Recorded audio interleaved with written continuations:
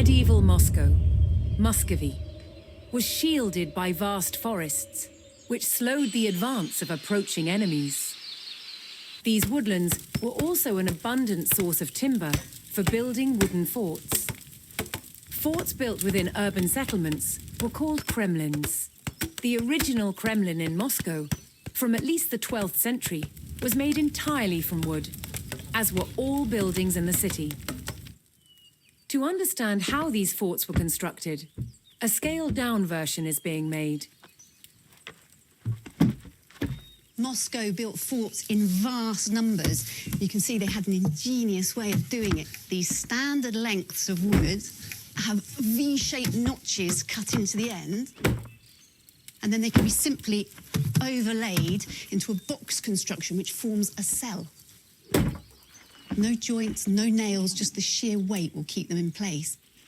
Stacked together both vertically and side by side, these cells created astonishingly resilient walls.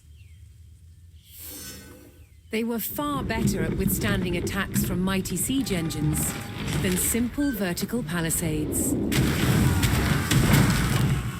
And the box construction of Muscovy forts also had a number of other advantages.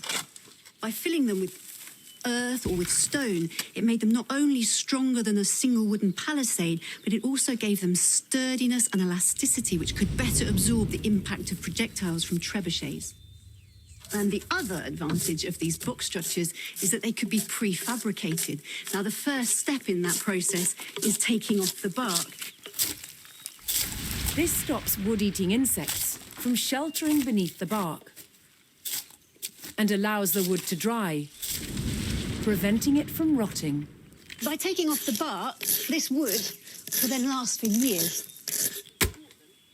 Prepared timbers could be stored and then assembled into cells, wherever and whenever needed. And some cells, both on the walls and the gatehouse towers, were not filled with earth. Instead, they were left empty for defenders to use. From the 13th century, some towers were made of stone and brick, like this one at Chertsk Castle, built in 1388. When stone wasn't available locally, red brick was the material of choice. Of course, the advantage of using bricks is that they're easy and cheap to manufacture, they're uniform, so easy to build with, and it's these red bricks which give the distinctive look to Eastern European castles, which we can still see to this day.